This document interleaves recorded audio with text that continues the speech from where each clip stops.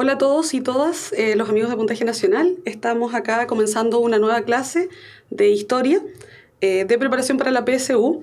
Y en el día de hoy, como está señalado acá en una diapositiva, vamos a trabajar el contenido de historia de Chile, América y Chile en perspectiva histórica, conformado por lo que está señalado acá, que es la conformación del Estado-Nación. La clase pasada estuvimos revisando el contenido correspondiente al legado colonial y en relación a esto revisamos 4 aspectos importantes: el legado colonial en términos político-administrativos, económicos, sociales y culturales.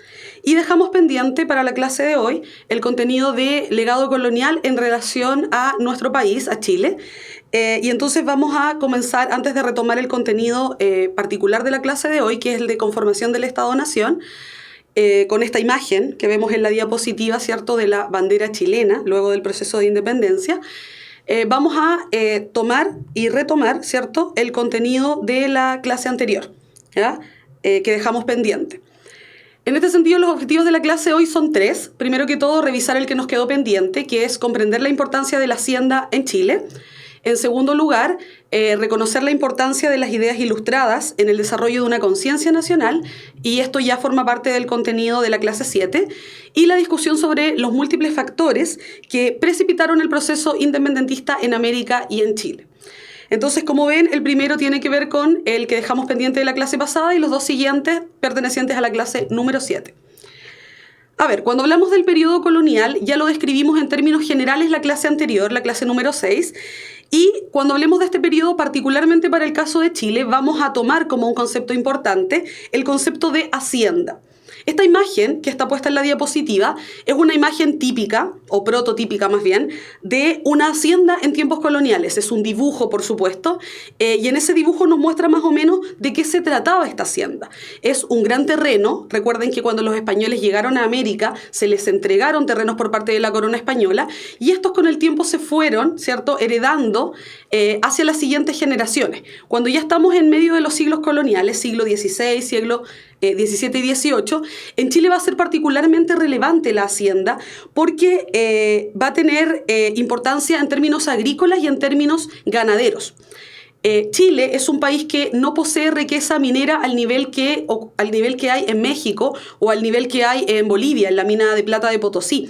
Desde ese punto de vista, la actividad agrícola y ganadera va a cobrar especial relevancia porque va a actuar como una fuente de abastecimiento para el Virreinato del Perú. Entonces, mientras en Perú, en el Virreinato del Perú, se van a desarrollar actividades fundamentalmente ligadas a la actividad minera, Chile se va a encargar, o el territorio chileno se va a encargar, de proveer de los productos agrícolas y ganaderos que no puede producir la población allá en la medida en que se encuentra trabajando en la minería. En este sentido, entonces, la hacienda va a cobrar especial relevancia porque no solo va a ser el lugar donde ese terrateniente, ese latifundista, el dueño de la tierra vive, junto con su familia y también con sus sirvientes, ¿cierto?, sino que también va a ser un lugar donde se va a dar y se va a generar la producción agrícola y ganadera. En este sentido, como está señalado acá en la diapositiva, la hacienda no solo va a tener un papel relevante en términos económicos, en términos de las actividades económicas que se realizan en esta parte de las colonias americanas, que es una actividad agrícola y ganadera, como ya señalaba, sino que también va a tener importancia social, porque dado que estas 2 actividades de las que ya he hablado, agrícola y ganadera, son tan relevantes para poder abastecer al Virreinato del Perú, que en realidad quienes sean dueños de las haciendas van a cobrar una especial relevancia en términos sociales al interior de los grupos que los albergan. Por lo tanto, ser un hacendado en esta época, ser un dueño de la tierra, tiene una relevancia social importante. Muchas veces el dueño de la hacienda tenía una relevancia incluso mayor que la autoridad política. Y esto tiene que ver fundamentalmente con que quienes entregaban trabajo o donde se podía trabajar en esta época era en general en Chile solo al interior de las haciendas. Por lo tanto, su importancia económica también va a ser traspasada hacia los dueños de esas haciendas, que finalmente se van a transformar en estos grandes latifundistas respetados, y en consecuencia también les va a dar una importancia y un reconocimiento social inusual en otras partes del continente, ¿ya? Como está señalado acá, este grupo que va a ser poseedor de las haciendas y en consecuencia poseedor de la tierra, nosotros lo vamos a denominar grupo terrateniente. Terrateniente viene de la palabra tierra, ¿cierto? Entonces el terrateniente es el dueño de la tierra. De manera tal entonces que podríamos señalar que la colonia en Chile estuvo fuertemente marcada por la presencia de la hacienda y también por las consecuencias sociales, no solo económicas, repito, sino también sociales que el desarrollo agrícola y ganadero en este particular territorio que es la hacienda va a tener. Ahora, ¿por qué también es importante? Y hablando de las consecuencias sociales de la existencia de la hacienda, vamos a hablar de la figura del peón y el inquilino. Al interior de la hacienda se van a desarrollar unas formas sociales que van a ser particulares también en el caso de Chile. Porque al interior de la hacienda se requería mano de obra, personas que trabajaran en la actividad agrícola y ganadera. Desde este punto de vista van a surgir dos tipos o dos figuras sociales que van a ser relevantes en términos de la colonia y también en los procesos posteriores.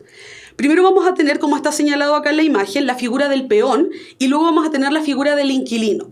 Cuando hablemos del peón, vamos a, como está señalado allí también, hablar de trabajadores reclutados a través de pagos por trabajos ocasionales o estacionales.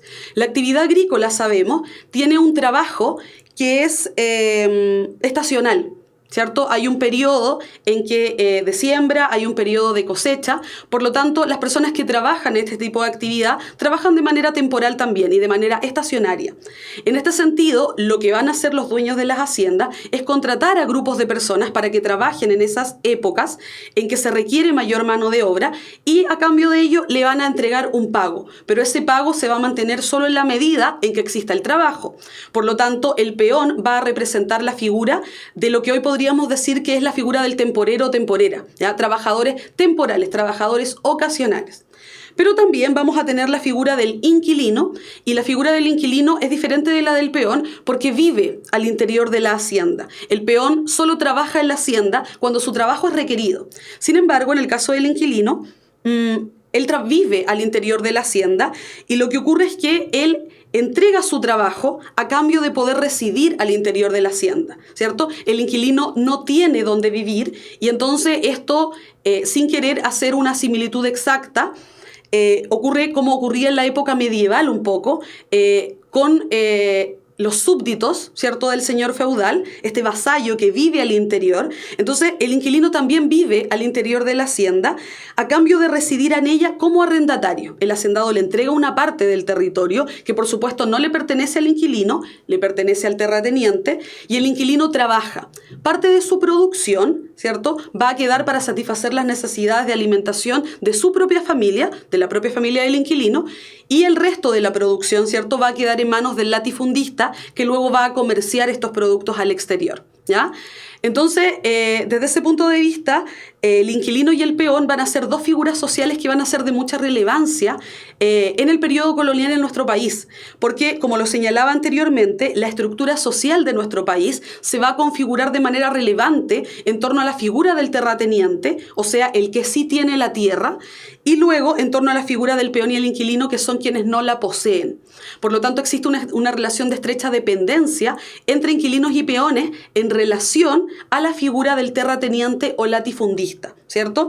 Y eso va a marcar entonces, como señalaba anteriormente, su importancia no solo económica, en términos de su comunicación comercial con el Virreinato del Perú, sino que también su importancia social, en términos de la estructura que se desprende de este funcionamiento económico.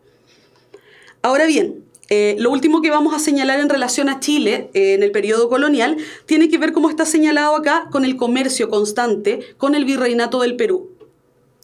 El Virreinato del Perú y Chile y el territorio chileno van a mantener una relación comercial muy activa durante los 3 siglos coloniales y esta va a ser de fundamental relevancia para ambos grupos, para los que viven allá y para los que viven acá, ¿ya? En este sentido, como ustedes pueden observar en el mapa, la mayoría de los productos agrícolas que se producen en Chile van a subir, ¿cierto? Y van a viajar hacia el norte de Chile, hacia el Virreinato del Perú, y luego, ¿cierto?, desde el Virreinato del Perú se van a traer productos también acá a Chile que no se producen, como azúcar, cacao, tabaco y productos europeos también, que llegan a los puertos en Centroamérica y que luego los comerciantes limeños en general van a buscar a Centroamérica y traen a territorio chileno, ¿ah?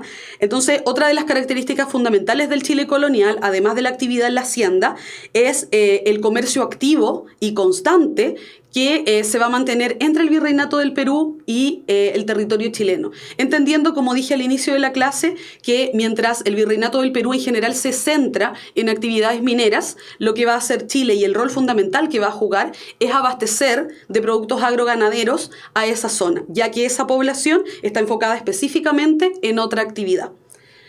Sí, a propósito de la pregunta de Isabel, sí, el concepto es latifundista, no difundista, latifundista. Y latifundista es el dueño de estas grandes haciendas. Tiene que ver con la concentración de la propiedad, con la concentración de la tierra en manos de unas pocas familias. ¿Ya? Para responder a la pregunta de Isabel. Ahora, una última característica en relación al comercio y al tiempo y a la economía colonial en Chile tiene que ver con la importancia que tuvo el contrabando. Chile fue un territorio que históricamente durante casi los 3 siglos coloniales se mantuvo muy alejado de los grandes centros de poder en América. Está lejos del Virreinato del Perú y, por supuesto, lejos de los otros 2 virreinatos más al norte, el de Nueva Granada y el de Nueva España. Recordemos que el Virreinato de la Plata solo se crea en América a partir del siglo XVIII. Por lo tanto, estos territorios que están al sur del Virreinato del Perú se van a mantener relativamente aislados, y ese va a ser el caso de Chile. Lo que de alguna manera va a permitir que florezca de manera mucho más masiva y mucho más espontánea el contrabando. Entendemos también que hacia fines del siglo XVII y sobre todo en el siglo XVIII, los corsarios ingleses y los piratas franceses van a tratar de quebrar el monopolio comercial y hacer caer esa estructura monopólica de España y América. Van a asaltar muchas veces los barcos con productos que venían desde España hacia América y luego se van a dedicar al tráfico ilegal de productos y se van a dedicar también al contrabando. Dado que Chile era un territorio tan aislado y tan alejado, como decía, de los grandes centros políticos, muchas veces ocurría que los productos llegaban con mucha tardanza o en definitiva a veces no llegaban. Y en este sentido el contrabando se transformó en una forma útil y bastante rápida de poder acceder a estos productos que no llegaban. Sobre todo también teniendo en consideración que la corona prohibía a los americanos poder producir estos productos que se traían desde España en América. La actividad artesanal en general no se incentivaba, más bien se desincentivaba. Entonces productos fabricados o elaborados como vestidos, como muebles, no se podían producir acá, sino que tenían que traerse. Ahora, frente a la necesidad enorme de que estos productos llegaran y no llegaran, ocurría que muchas veces se producía al interior de las haciendas, de manera ilegal, por supuesto, o también se podían adquirir a través del contrabando. Entonces, desde ese punto de vista, ocurre que el contrabando va a tener una cierta relevancia.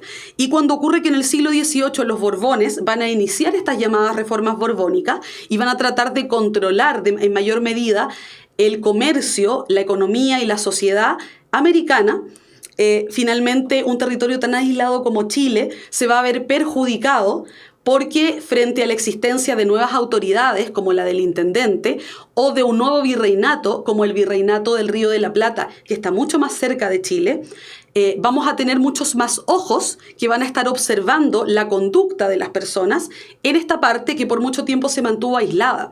Y por lo tanto se va a generar una sensación por parte de la élite criolla, ¿ya?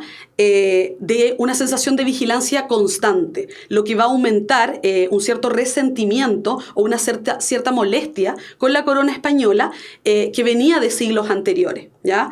Entonces, cuando hablemos de la época colonial, que era el contenido que nos quedaba pendiente, tenemos que tomar en consideración la relevancia que tuvo el contrabando en el último siglo colonial, la importancia del comercio activo con el Virreinato del Perú y también la relevancia de la hacienda para entender la configuración económica de este territorio, pero también la configuración social, ¿ya?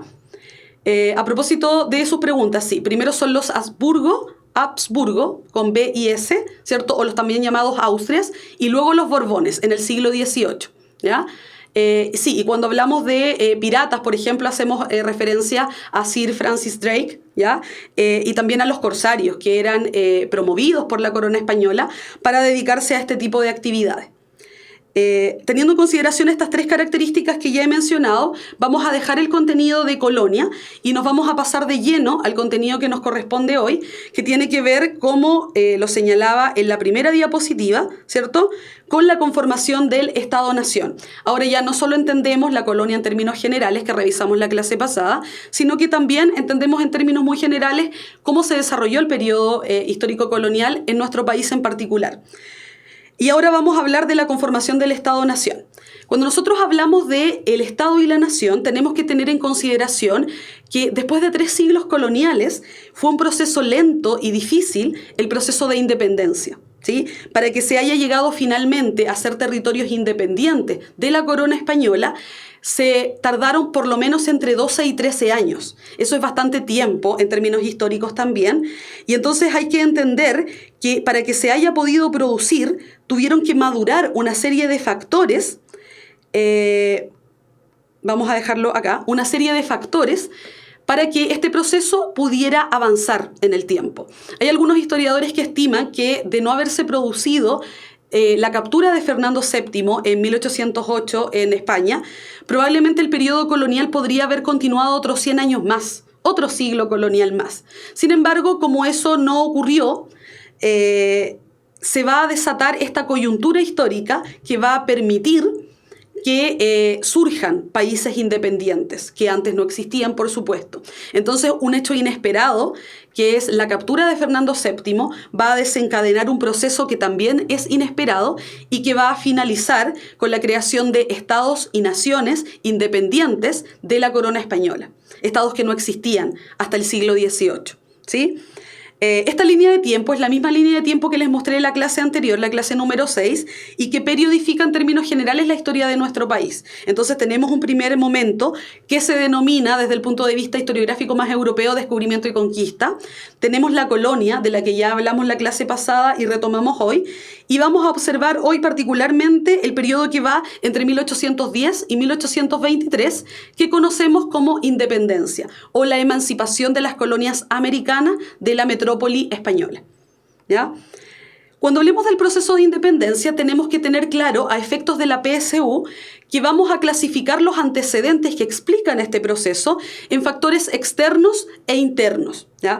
Cuando hablemos de factores externos o antecedentes externos, nos vamos a estar refiriendo a todas aquellas situaciones que van a ocurrir fuera de América, fuera de las colonias, o sea, al otro lado del Atlántico. Y cuando hablemos de los antecedentes internos, nos vamos a estar refiriendo específicamente a problemáticas que ocurren al interior de las colonias americanas. Entonces, lo vamos a mencionar primero y a continuación vamos a explicar cada uno de ellos en particular. Cuando hablemos de antecedentes históricos, vamos a tener 3 fundamentales, que es la Ilustración, la independencia de Estados Unidos y la Revolución Francesa. Y cuando hablemos de los antecedentes internos, nos vamos a referir a la rivalidad histórica en tiempos coloniales entre peninsulares y criollos, o sea, entre españoles nacidos en España y españoles nacidos en América, los criollos. Y también el monopolio comercial. Vamos entonces ahora a revisar cada uno de ellos en particular, ¿sí? Partamos entonces por los antecedentes externos, y el primero de ellos que vamos a mencionar está señalado acá como la Ilustración. Nosotros hablamos de la Ilustración la clase pasada porque señalamos que la Ilustración era un conjunto de ideas políticas, económicas y sociales que se van a difundir de manera mayoritaria en Europa durante el siglo XVIII y que tienen como base estructural de pensamiento el uso de la razón, ¿ya?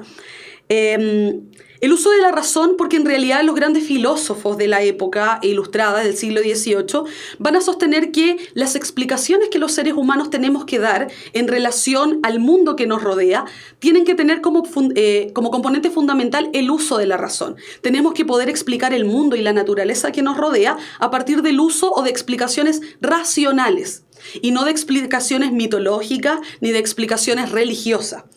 En términos estrictamente políticos, lo que nos interesa a nosotros a efectos de la independencia es de qué manera los ilustrados miraban la política o cómo sería una política mirada desde el punto de vista de la razón, ¿ya? Y aquí hay que tener en consideración que los filósofos ilustrados en esta época finalmente observan en el mundo de la política lo que tienen más cerca. Y en la Europa del siglo XVIII, lo que estaba de cerca era la monarquía absoluta. Las monarquías absolutas estaban presentes en varios países europeos en el siglo XVIII. Y entonces, en este sentido, la Ilustración planteó en términos políticos lo que nosotros conocemos como liberalismo. Liberalismo en su vertiente política, pero liberalismo también en su vertiente económica. El liberalismo sostiene, entre otros principios fundamentales, que las autoridades políticas existen, pero existen porque los ciudadanos quieren que existan. Desde ese punto de vista, el concepto de soberanía popular es un concepto acuñado por los ilustrados, acuñado por el liberalismo político, que finalmente iba en contra de la idea fundamental del origen divino del poder de los reyes. Entonces, si hasta el siglo XVIII podía ser bastante común señalar que el rey es rey porque Dios quiere que sea rey, el liberalismo político va a intentar romper con esta tradición, señalando que si el rey es rey, eso debería ser, ¿cierto? No porque Dios lo quiera, Dios puede existir. Sin embargo, no tiene que ver con que el rey sea rey, sino que en realidad tiene que ver con que el pueblo, la población, la ciudadanía, escoge o no escoge a este rey para que lo sea. De manera tal que, desde ese punto de vista, el rey no tiene un origen divino, sino que más bien se racionaliza la política, se utiliza la razón para entender la política, y entonces se van a acuñar conceptos importantes como el de soberanía popular. El rey es rey y tiene poder como rey porque el pueblo le da ese poder, ¿cierto? Y también conceptos como el de la división de poderes del Estado o el concepto de constitucionalismo, ¿ya? División de poderes del Estado significa, en otras palabras, que este monarca absoluto, que concentraba grandes cantidades de poder, no debe tenerlo todo, porque de esta manera se termina transformando en una persona que puede tomar decisiones arbitrarias, en un déspota ilustrado, que eran los que sostenían, ¿cierto?, a propósito de lo que dice Emilio, este lema que es todo para el pueblo, pero sin el pueblo, ¿cierto? Podemos mejorar las condiciones de vida del pueblo, pero no le vamos a preguntar a ellos qué es lo que quieren, porque este rey, que es la autoridad máxima, tenía un poder que era absoluto. Desde ese punto de vista, el liberalismo político va a sostener que los poderes del Estado tienen que estar divididos. Y de ahí viene esto que hoy llamamos las funciones del Estado, en que vamos a dividir el poder de los gobernantes en tres áreas o en tres tipos de funciones específicas, que es la función legislativa, la función ejecutiva y la función judicial. ¿Cuál es el objetivo de fondo? Que una sola persona no concentre todo el poder.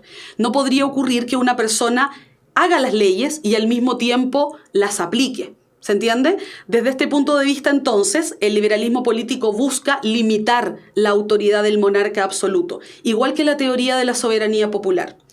Hay un último concepto que ya lo mencioné en términos del liberalismo político, que es el constitucionalismo. Y el concepto constitucionalismo viene de constitución.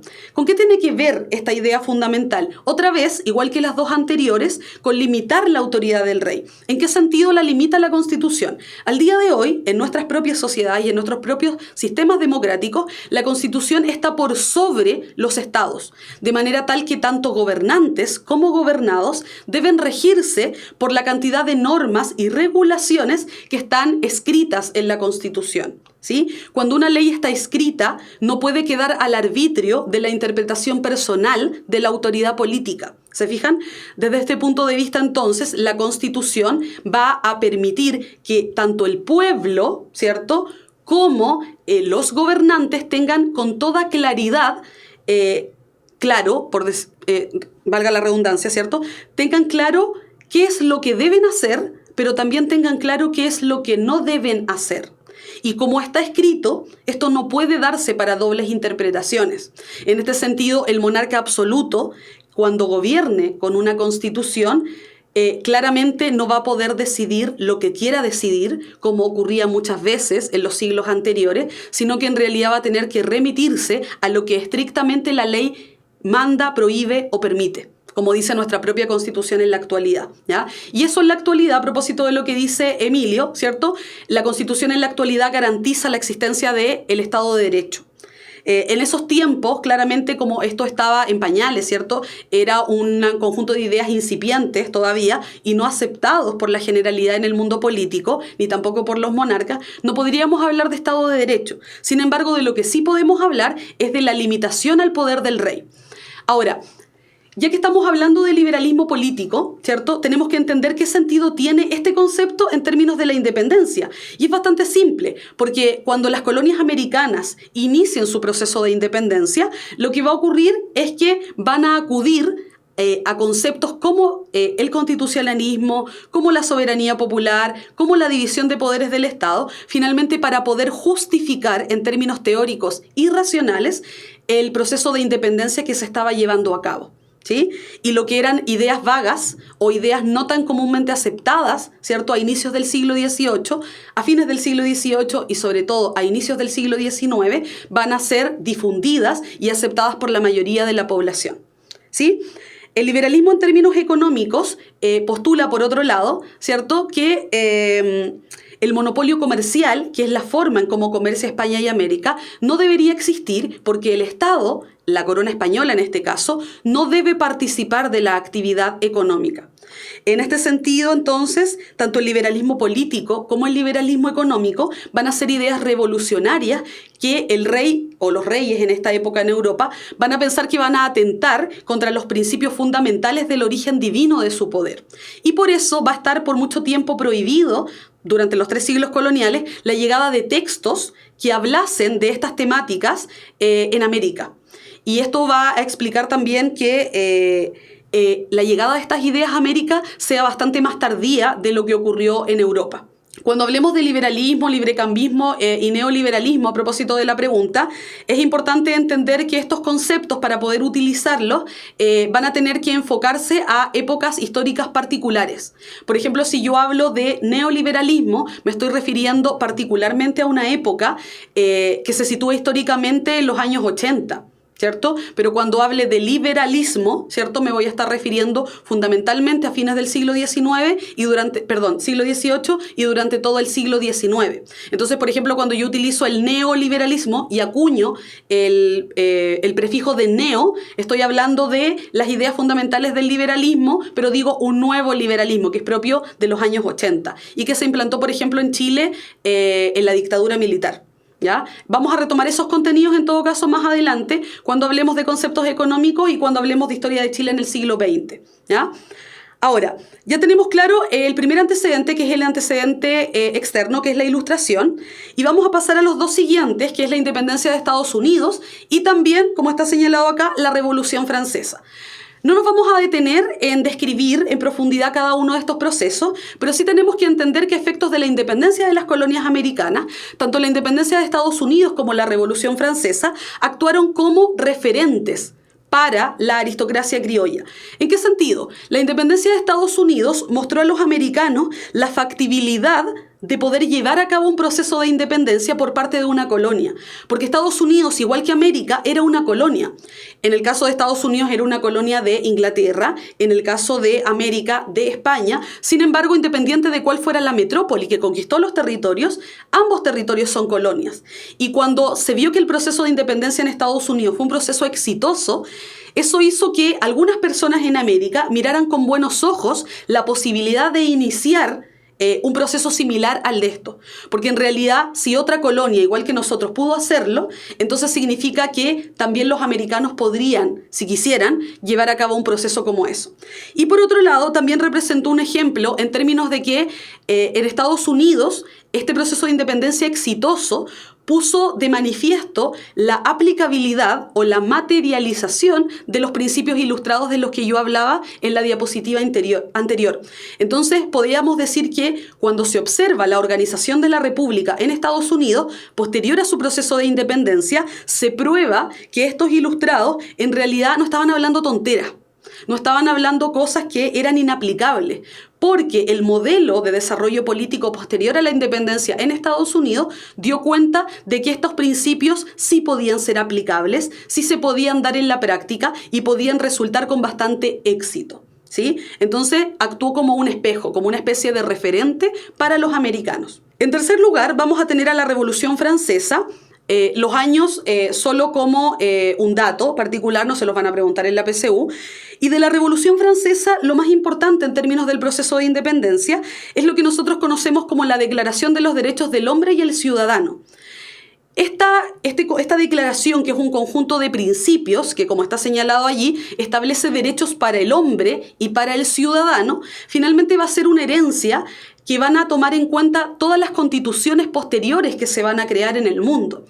En este sentido, no es al azar que este documento se redactara después de un proceso revolucionario en Francia que buscaba acabar con el absolutismo monárquico, porque en realidad, fíjense en el concepto, va a decir que el hombre y el ciudadano, ¿cierto? Y va a distinguir entonces entre hombre, persona, y ciudadano. Va a tener derechos, y esos derechos tienen que estar consagrados en las constituciones, ¿sí? Desde este punto de vista, entonces, el ser humano, solo por ser humano, tiene una serie de derechos que son civiles. Y hay también una parte de ese grupo de personas que, cuando cumplen ciertos requisitos, se convierten en ciudadanos y también van a poder acceder a otro tipo de derechos, como por ejemplo el derecho político de poder votar. En este sentido, es revolucionaria esta declaración porque no solo incluye el concepto de derechos y que estos derechos tengan que estar garantizados, ¿cierto?, en una constitución, sino que también habla del concepto de ciudadano, que es revolucionario porque va a venir a reemplazar el concepto de súbditos, ¿cierto? El rey, de origen divino, tiene súbditos. Sin embargo, aplicando los principios del liberalismo político, los súbditos no tienen cabida, no tienen existencia al interior del liberalismo político, y por eso vamos a hablar del concepto de persona humana, ¿cierto? De persona, de hombre, y también el concepto de ciudadano. Estos tres principios también, que hablan de la libertad, la igualdad y la fraternidad, también van a quedar consagrados en la mayoría de las constituciones posteriores a la Revolución Francesa. Y como vemos, hablemos de la Revolución Francesa o de la independencia de Estados Unidos, vamos a ver entonces cómo van a comenzar a difundirse estos principios ilustrados del liberalismo en su vertiente política y también en su vertiente económica. Teniendo ya en consideración los antecedentes externos, vamos a dar paso ahora a los antecedentes internos del proceso de independencia, ¿ya? Cuando hablemos de los antecedentes internos, en términos generales, esto va a ser válido tanto para Chile como para el resto de los territorios de América. Vamos a tener la rivalidad hispano-criolla como uno de los principales factores. Esta rivalidad entre criollos e hispanos, y cuando me estoy refiriendo a criollo estoy señalando hijos de españoles nacidos en América, y cuando digo hispanos me estoy refiriendo a españoles nacidos en España, en la península ibérica, finalmente tiene que ver con una cuestión exclusivamente relacionada con el poder. Sabemos que el rey y la administración colonial prohibía a los criollos participar de la mayoría de los cargos políticos y de las instituciones que gobernaban América. En este sentido, los criollos solo podían participar del gobierno del cabildo, que era, en la escala jerárquico-administrativa, ¿cierto?, político-administrativa, el último eslabón de la cadena. Tenía que ver más bien con el gobierno local. Por lo tanto, la posibilidad de que eso cambiara se esperó durante todos los siglos coloniales, durante toda la época colonial. Y cuando los Borbones iniciaron su reforma, los criollos también esperaron poder participar, ¿cierto?, de esos cargos que antes les estaban negados. En este sentido, entonces, ocurre que, como no ocurrió esto con las reformas borbónicas, esta rivalidad entre peninsulares o hispanos y criollos se acrecentó aún más, se acentuó aún más durante el siglo XVIII. El problema de fondo, los criollos querían poder ocupar cargos de representación política que no fueran solo los del cabildo, para poder tomar decisiones relevantes en términos del devenir histórico de América misma, ¿cierto?, de lo que ellos llamaban su patria. Y este es un antecedente que nosotros venimos observando desde todos los tiempos coloniales, solo que se va a hacer más evidente durante el siglo XVIII y que también va a contribuir entonces para en algún momento utilizarlo como justificación para poder llevar a cabo el proceso de independencia. Segundo antecedente interno, como está señalado acá, los criollos anhelan el libre comercio y el monopolio comercial les impide desarrollar cualquier tipo de negocio que ellos pudieran generar para abastecer a la población. En lugares como Chile, y a propósito de lo que hablaba al inicio de la clase, Es relevante entender este factor porque los americanos tenían prohibido fabricar productos. Estos productos había que comprárselos a España y cuando tenemos una situación como la de Chile, donde los productos casi no llegan o llegan con muy poca frecuencia, entonces muchos criollos se van a plantear la posibilidad de que, ¿qué ocurriría si es que el monopolio comercial no existiera? ¿Cierto? Estos productos podrían llegar desde otras partes del mundo, no solo desde España, y también podrían reducir, ¿cierto?, considerablemente el costo de los productos que llegan desde España, ¿cierto? Porque habría una mayor competencia entre quienes venden estos productos. Desde ese punto de vista también hay una molestia en los criollos, no solamente por temas políticos, como mencionaba en el factor anterior, sino también por temas económicos. El monopolio comercial desde todos los puntos de vista perjudica a la población americana, porque claramente tiene que ver con un comercio que es desigual. Es beneficioso para la corona, pero perjudica enormemente los intereses de la corona. Entonces, este tipo de rivalidades que tienen que ver con lo económico y lo político se van a ir acumulando durante el siglo XVI, XVII, XVIII, y entonces cuando se presenta esta coyuntura histórica de la que hablaba al inicio de la clase, de alguna manera todos estos factores de los que hemos hablado se van a canalizar de tal manera en que van a permitir explicar, ¿cierto?, por qué se produce finalmente el proceso de independencia de las colonias americanas, ¿ya? Entonces, en este contexto, como les hablaba recién, de todos estos antecedentes, lo que está pasando en Europa con la Ilustración, lo que está pasando en Estados Unidos, lo que está pasando en Francia, y también la molestia de los criollos por temas políticos y económicos, es que ocurre esto que nadie se esperaba, ¿cierto? Napoleón Bonaparte, con esta excusa de expandir los ideales de la Revolución Francesa por el resto de Europa, termina invadiendo muchos territorios en el continente, en Europa particularmente.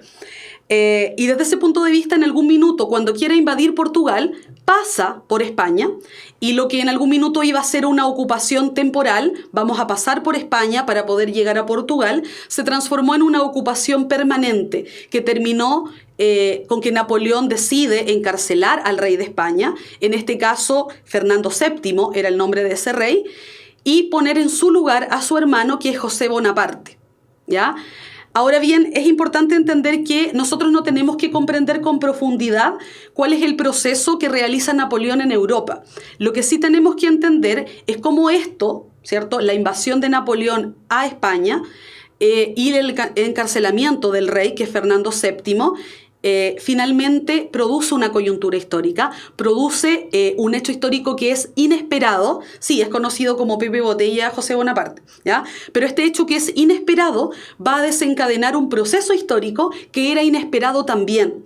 Los criollos en esta época, si bien tienen molestia contra la corona española, no declaró nunca nadie abiertamente que lo que querían era un proceso de independencia.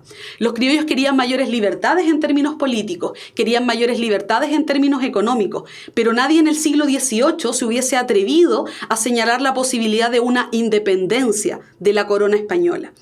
Entonces, en este sentido, la captura de Fernando VII va a presentar una oportunidad única en la historia. Y a pesar de que en 1808 nadie habló de independencia tampoco, ¿cierto? Con el tiempo lo que va a ocurrir, ¿cierto?, es que sí se va a desencadenar el proceso de independencia, ¿ya? Y a esto es lo que nosotros vamos a denominar una coyuntura histórica, este hecho inesperado que finalmente transforma el transcurso de la historia de una manera también muy inesperada. Inesperada para los españoles e inesperada también para la población en América. Ahora bien, ¿qué es lo que va a ocurrir en España frente al encarcelamiento del rey, que es Fernando VII? La verdad es que la mayoría de las fuentes históricas habla de levantamientos populares. La mayoría de la población en España va a rechazar la invasión de Napoleón y también, en conjunto con esto, va a rechazar el que pongan en su cargo a otro rey, que en este caso es José Bonaparte. Por lo tanto, frente a este rechazo, van a decidir que van a formar juntas de gobierno, y esas juntas de gobierno se van a coordinar de manera centralizada, primero en la Junta de Cádiz y luego en el Consejo de Regencia. ¿Cuál es el objetivo de estas juntas de gobierno? Administrar el poder del rey mientras el rey está encarcelado, ¿ya? Pero tenían un carácter de temporal porque finalmente lo que iban a hacer era cuidar o proteger el poder del rey mientras el rey estaba encarcelado, y cuando el rey fuera liberado, que era lo que se esperaba, por supuesto, finalmente estas juntas de gobierno se iban a disolver, ¿sí? Y cuando se disolvieran entonces el poder volvería al rey y las cosas iban a quedar más o menos relativamente iguales como estaban antes de su encarcelamiento. Ahora bien, ocurre que en este proceso en España, en que se forman juntas de gobierno, particularmente cuando se cuando se forma el Consejo de Regencia, los españoles van a pedir a los americanos, ¿cierto? Primero envían la noticia de que el rey ha sido encarcelado y van a pedir a los americanos que envíen representantes de América para que participen en el Consejo de Regencia.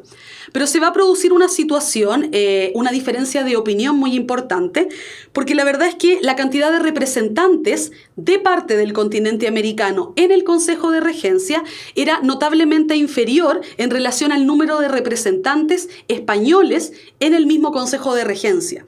Por lo tanto, los americanos se hacen la siguiente pregunta: si numéricamente, en cantidad de población, los americanos somos más, y territorialmente hablando, América es más grande que España, ¿cierto?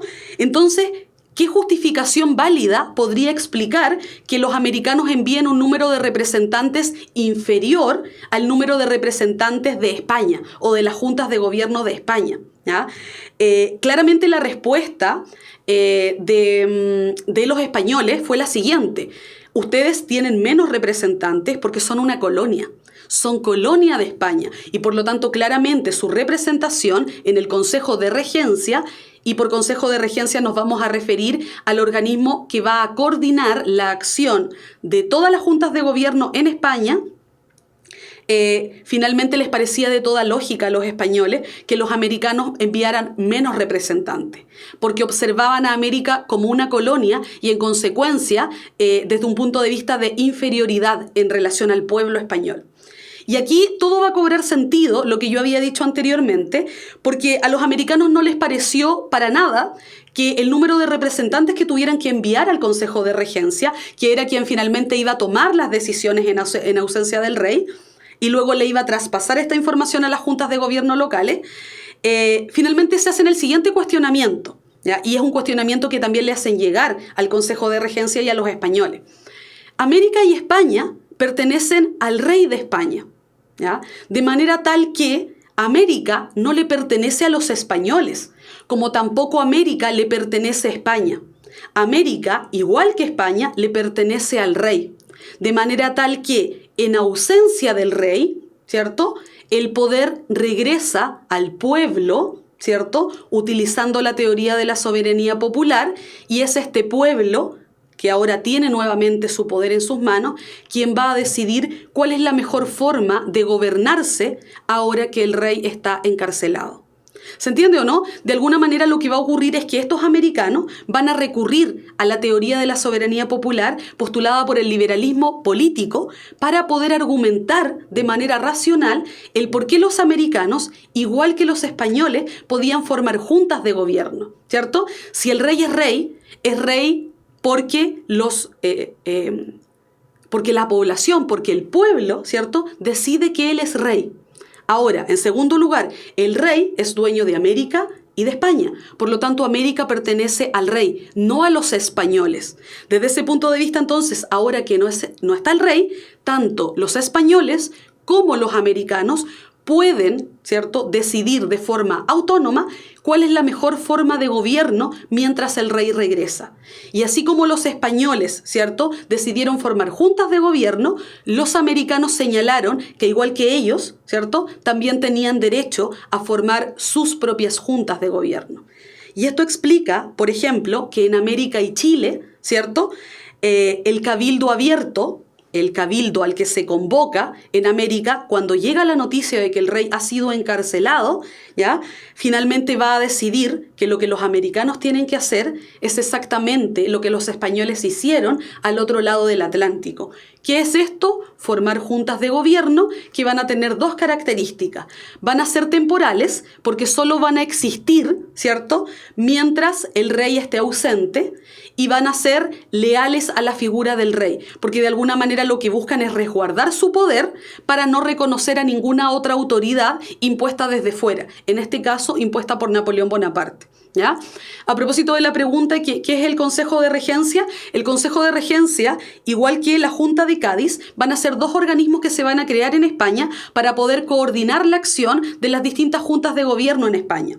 En España no se forma una única junta de gobierno, sino que en varias localidades se forman. Por lo tanto, habiendo tantas juntas de gobierno, las decisiones no se podían tomar de manera individual, había que coordinarlas. Y el organismo que va a coordinar la acción de estas distintas juntas de gobierno primero va a ser la Junta de Cádiz y luego va a ser el Consejo de Regencia.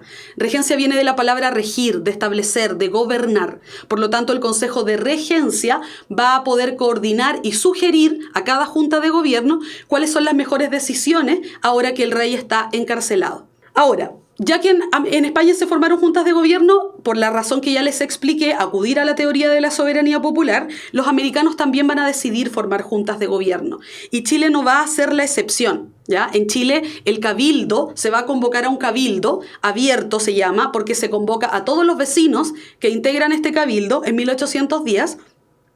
Y finalmente se va a plantear la problemática. El rey en España no está encarcelado, por lo tanto estamos desgobernados, ¿cierto? No tenemos gobierno. ¿Qué vamos a decidir?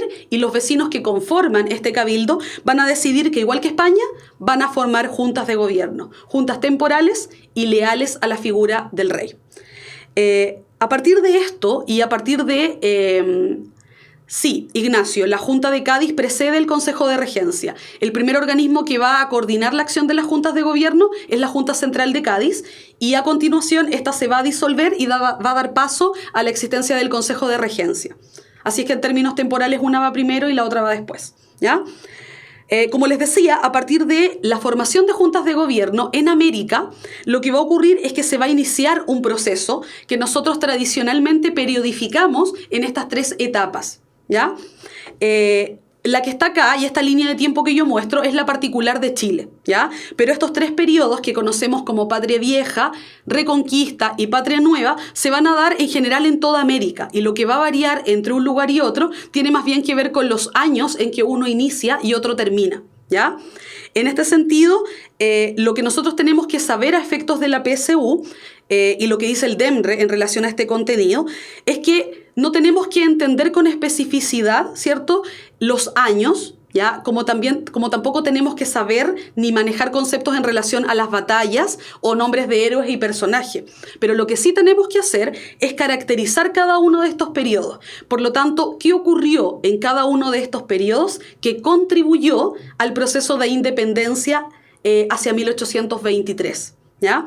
Entonces, lo que nosotros vamos a hacer es tener esta línea de tiempo como referencia para entender más o menos cómo se dio el proceso en Chile, pero lo que vamos a hacer a continuación es caracterizar cada uno de estos periodos.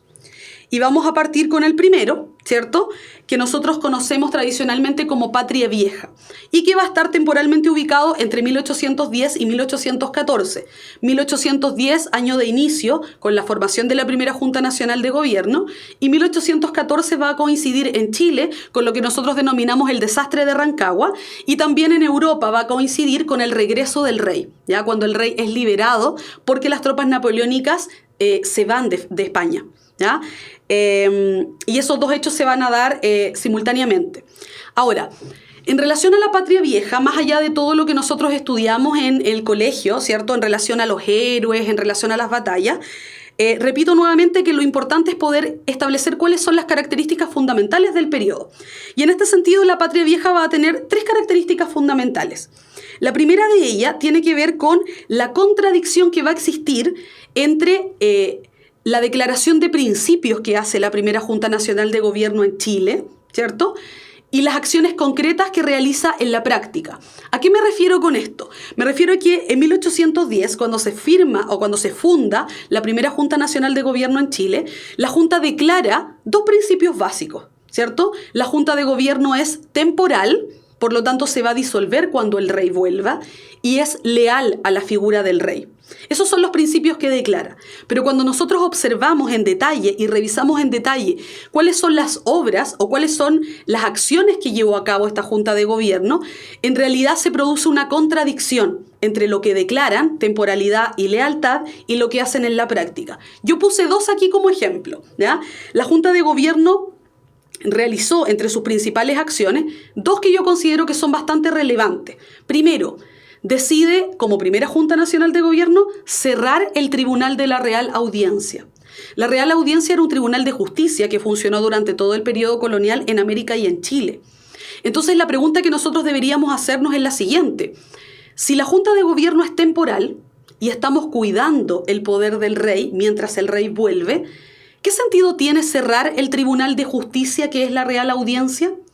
Porque finalmente resulta sospechoso señalar que se es leal a la figura del rey y esta junta es de carácter temporal, cuando en realidad se supone que cuando el rey vuelva, las cosas van a quedar exactamente igual como estaban antes de las formaciones de las juntas de gobierno. Entonces, acabar con el Tribunal de la Real Audiencia implica también que no hay una institución que se va a hacer cargo de aplicar la ley en América, porque esta era la institución que aplicaba las leyes en América. Entonces, si la Real Audiencia no está, el rey, si observara esta conducta, consideraría que esta acción es una acción que prueba la lealtad de los americanos hacia la figura del rey. Y la verdad es que se produce una contradicción ahí. Hay una cierta sospecha de una parte de la población, sobre todo de los hispanos, ¿ya? No tanto así de los criollos. Y hay una segunda medida que también resulta sospechosa en este sentido. Por ejemplo, la primera Junta Nacional de Gobierno decide crear un Congreso Nacional. Entonces, otra vez la pregunta que nos podemos hacer es, si la Junta de Gobierno es temporal, ¿cierto? ¿Qué sentido tiene crear un Congreso Nacional? ¿Se fijan? Porque la función del Congreso tiene que ver con la discusión y creación de leyes. Entonces, si en algún minuto el rey va a volver y cuando vuelva las cosas van a quedar exactamente como estaban antes que se fuera, ¿qué sentido tiene acabar con la Real Audiencia y con el Congreso? Entonces, con el tiempo, este tipo de decisiones que van a ser bastante controversiales va a empezar a generar una división al interior del grupo gobernante, al interior de nuestro país, ¿ya? Porque por una parte, teniendo en consideración una segunda característica, va a haber un grupo que va a rechazar este tipo de medidas de la Junta de Gobierno y que con el tiempo se van a denominar a sí mismos realistas, ¿ya? O sea, realistas porque finalmente creen en la figura del rey, se mantienen, decían ellos mismos, leales a la figura del rey y en consecuencia no quieren ningún cambio. Quieren que la Junta de Gobierno exista, pero que la Junta de Gobierno cuide el poder del rey mientras éste regrese, pero no quieren ninguna innovación como las que había hecho la Junta de Gobierno, que era cerrar la Real Audiencia o crear un Congreso. Por eso se van a llamar a sí mismos realistas, ¿cierto? Y va a haber otra parte de la clase dirigente, fundamentalmente criollos, ¿cierto?, que se van a denominar a sí mismos patriotas.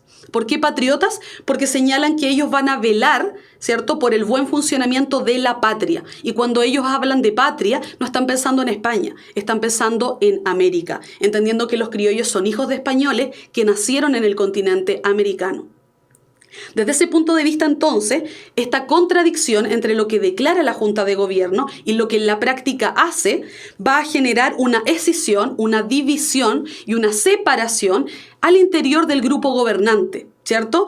Entre realistas y también patriotas. Y esta separación entre realistas que no quieren cambios y patriotas que sí apoyan las decisiones de la Junta de Gobierno se va a acelerar aún más, ¿cierto?, cuando empiece a cobrar protagonismo una figura en la historia de Chile, que es la figura de José Miguel Carrera, ¿ya? José Miguel Carrera tiene una relevancia en términos del proceso de independencia, porque en realidad fue uno de los pocos patriotas que se atrevió a señalar en voz alta la posibilidad de aprovechar esta coyuntura histórica, la ausencia del rey, para mejorar las condiciones de las colonias en relación a la corona española, ¿ya?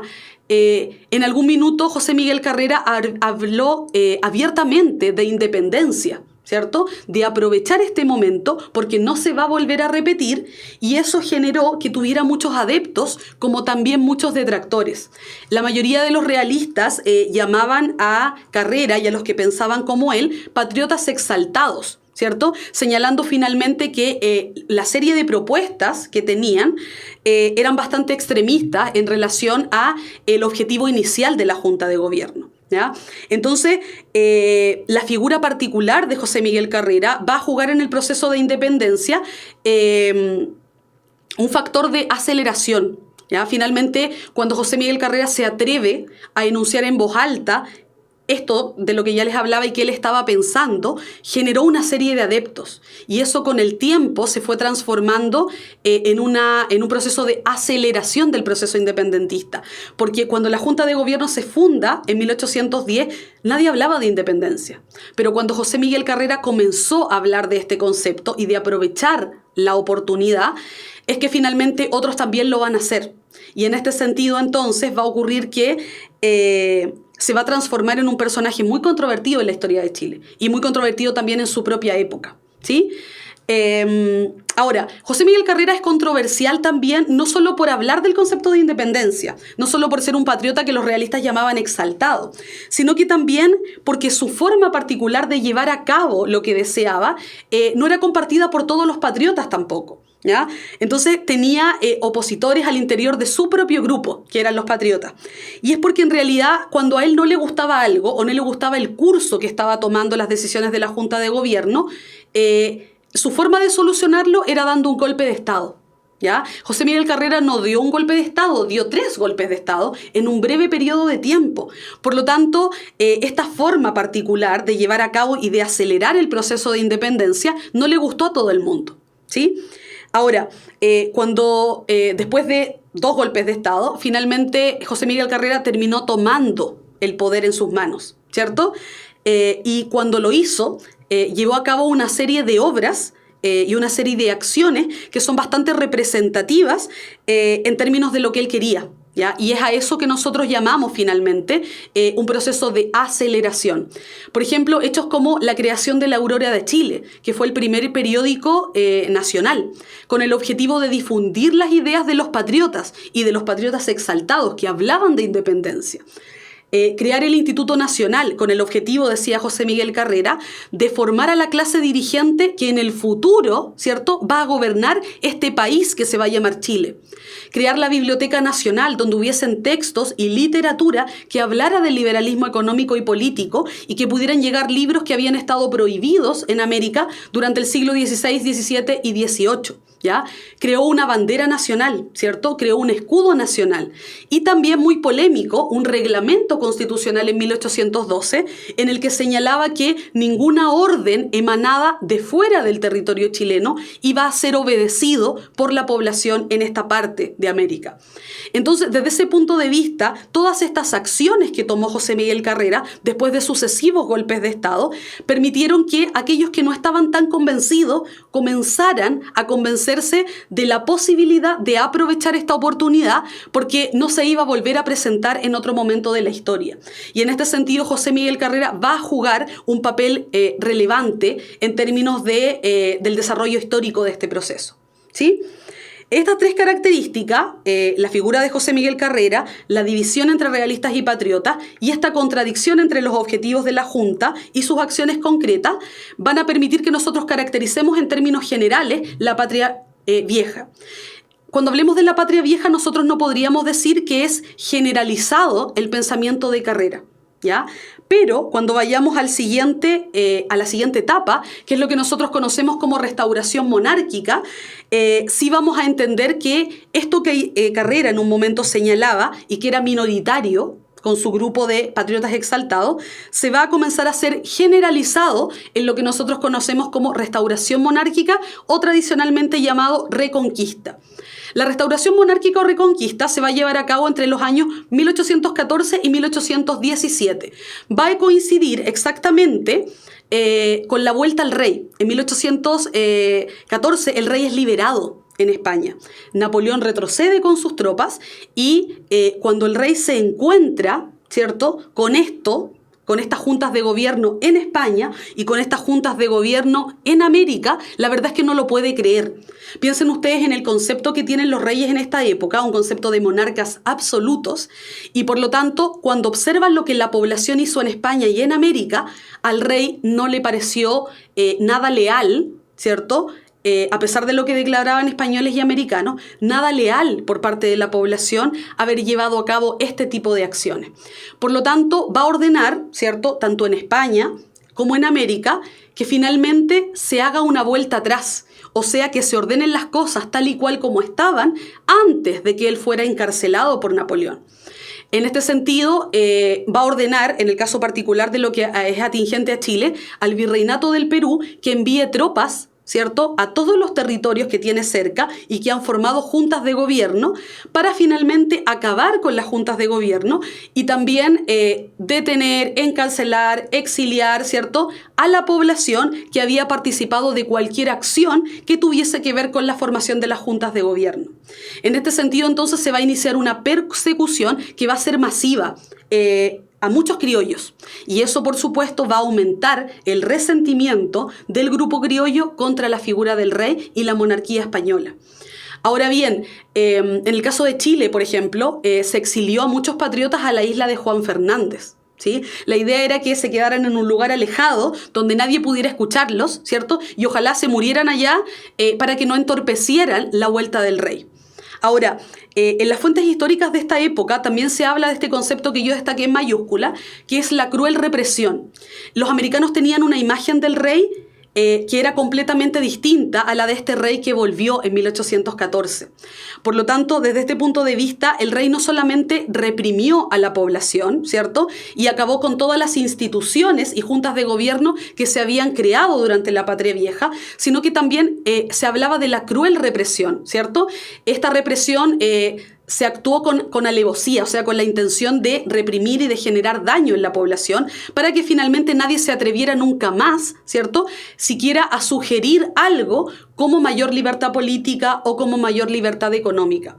Sin embargo, contrario a lo que el rey pudiese haber pensado, ¿cierto?, lo que ocurre es que la población, lejos de no querer la independencia o lejos de querer que vuelva el rey, ahora que han visto a este rey que es represivo, ¿cierto?, y ahora que han visto a este rey que es cruelmente represivo y que en realidad no quiere aceptar ninguna de las sugerencias ni de los españoles ni de los americanos, no quiere compartir su poder y solo quiere volver a este absolutismo monárquico, la verdad es que la represión por parte del rey y de las autoridades españolas va a actuar como un catalizador del sentimiento de independencia. ¿Qué quiere decir esto en otras palabras? Que todos aquellos que no estaban convencidos con lo que José Miguel Carrera postulaba, ¿cierto?, en la Patria Vieja, todos aquellos que lo miraban como una persona que estaba hablando tontera, ¿cierto?, una persona que en realidad algunos decían que estaba muy adelantado a su tiempo. Finalmente, durante la época de la restauración monárquica, cuando el rey vuelve, se van a convencer de que en realidad este rey no es la figura buena que todos pensaban que era, ¿ya? Van a ver la peor cara del rey, que es la cara absolutista de este rey. Y en este sentido, entonces, finalmente, si bien Carrera y la mayoría de los criollos en Chile van a huir a Argentina para no ser encarcelados ni exiliados en esta parte del territorio, entre los que se quedaron acá, y por supuesto también entre los que tuvieron que ir hacia Argentina a planear mejor este asunto y este proceso de independencia, va a ser ahora transversal por parte del grupo criollo que lo que se quiere en América es la independencia. Ya no estamos hablando de una junta de gobierno temporal, ya no estamos hablando de medidas a medias tintas, sino que en realidad es generalizado hacia 1814 que los criollos quieren la independencia y quieren que este sea un territorio diferente del de España, ¿ya? Por lo tanto, cuando nosotros hablemos de la restauración monárquica, la principal característica que nosotros tenemos que tener es que es la cruel represión del rey lo que finalmente va a permitir que los americanos, ¿cierto?, sientan todos en carne propia este despotismo, ¿cierto?, y este absolutismo por parte del rey y quieran independizarse de la corona española. No era masivo durante la Patria Vieja, pero sí lo va a hacer durante la restauración monárquica a propósito de la excesiva represión. Ahora bien, vamos a pasar a la última etapa, que es la que tiene que ver con la Patria Nueva, para poder cerrar el contenido, ¿cierto? La Patria Nueva va a llevarse a cabo o va a desarrollarse entre los años 1817 y 1823, ¿ya? Esta época va a estar caracterizada principalmente por la figura de Bernardo O'Higgins. ¿ya? Bernardo Higgins, que es el que está en la imagen, ¿cierto? En la diapositiva, va a tener como tarea fundamental consolidar el proceso de independencia en Chile. ¿Ya? Va a tener como objetivo consolidar ese proceso de independencia. ¿Por qué razón? ¿Ya? Porque la aristocracia le va a entregar el poder a Bernardo Higgins para que, en otras palabras, lo que haga es terminar con todos los resquicios que puedan quedar del gobierno o de la administración colonial y finalmente poder organizar este país como un país independiente, ¿ya? Esto que ahora se va a llamar Chile. Ahora bien, el problema es que en su forma de ejercer el poder, O'Higgins fue considerado en su época bastante dictatorial. A él se le va a entregar un cargo político, que es el cargo de director supremo, y la verdad es que en ese cargo de director supremo, si bien inició una serie de transformaciones para poder modernizar este territorio, crear caminos, por ejemplo, que comunicaran rápidamente una ciudad y otra, principalmente Santiago y Valparaíso, por ejemplo, para comunicarlo con el puerto y poder iniciar el comercio con otros países, crear escuela o, por ejemplo, organizar la educación en Chile, y ese tipo de cosas. La verdad es que en términos políticos su actuar no le pareció, o la verdad es que no fue de agrado para la aristocracia en Chile, ¿ya? Bernardo Higgins tuvo varias controversias con la aristocracia y con la Iglesia Católica porque hubo medidas que él tomó que, como ya dije, fueron controversiales. Una de estas tiene que ver con crear un cementerio. Estos son dos ejemplos, entre otros tantos, pero yo voy a nombrar, voy a nombrar tres. Primero tuvo problemas con la iglesia porque creó un cementerio para personas disidentes. Bernardo Higgins se pregunta, ¿qué pasa con las personas que no son católicas, ¿cierto? Y mueren en territorio nacional, en territorio chileno. La verdad es que la religión oficial en Chile en esa época es la religión católica, por lo tanto se va a generar un conflicto con quien no es católico. Y pese a la oposición de la iglesia, Bernardo Higgins va a crear un cementerio para disidentes, o sea, para que puedan ser sepultadas personas que no sean católicas. Y esto va a generar un enfrentamiento, ¿cierto?, con la Iglesia Católica. Por otro lado, va a tener un conflicto con la aristocracia porque va a eliminar, entre otras muchas decisiones, lo que en esta época se llamaban los títulos de nobleza. Y los títulos de nobleza no es más que el reconocimiento que se hace a ciertas familias de su origen noble, ¿cierto? Un escudo, un documento que acredita que esa familia tiene una trascendencia y una relevancia histórica porque pertenecen a la nobleza, o al menos son descendientes de la nobleza, ¿ya? Ahora bien, en este sentido, eliminar los títulos de nobleza, que eran un símbolo de distinción en Chile, no le va a caer nada de bien a la aristocracia. Por lo tanto, va a comenzar a circular el rumor, ¿cierto?, tanto a nivel de la iglesia como a nivel de la aristocracia criolla, de que este O'Higgins en realidad no actúa por el bienestar de este país, sino que en realidad tiene ciertos rasgos que son dictatoriales. Por lo tanto, se comenzó a difundir este rumor. O'Higgins parece que se parece mucho más a un dictador, ¿cierto?, que a un gobernante como nosotros lo esperábamos, decía la aristocracia en esta época.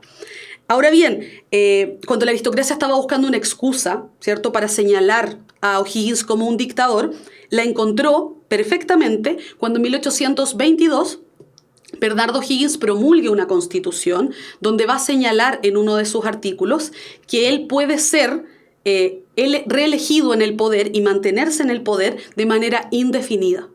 Entonces, a propósito de este artículo y a propósito de esta constitución, la aristocracia, ¿qué es lo que pensó, en otras palabras? Todas nuestras sospechas parece que eran ciertas, porque no bastó, ¿cierto?,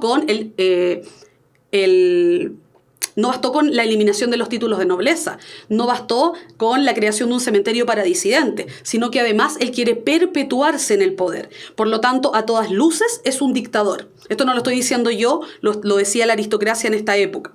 Y entonces la imagen que nosotros vemos acá es la imagen de la pintura de la abdicación de O'Higgins. La aristocracia, y principalmente la aristocracia santiaguina, la aristocracia criolla santiaguina, obliga a Bernardo Higgins a dejar su poder, ¿cierto?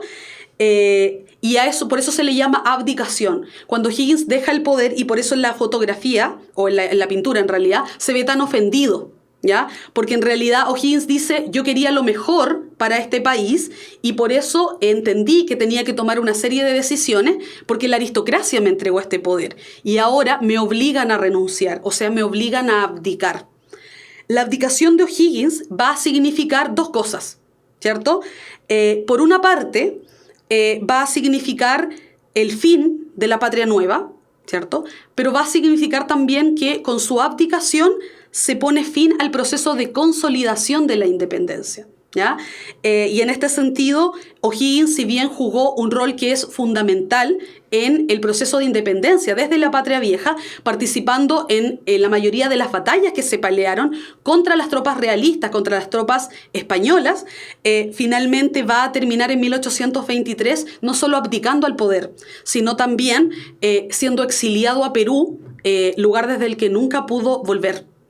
Entonces, en este sentido, es importante entender que la patria nueva va a estar marcada por la figura de O'Higgins, ¿ya?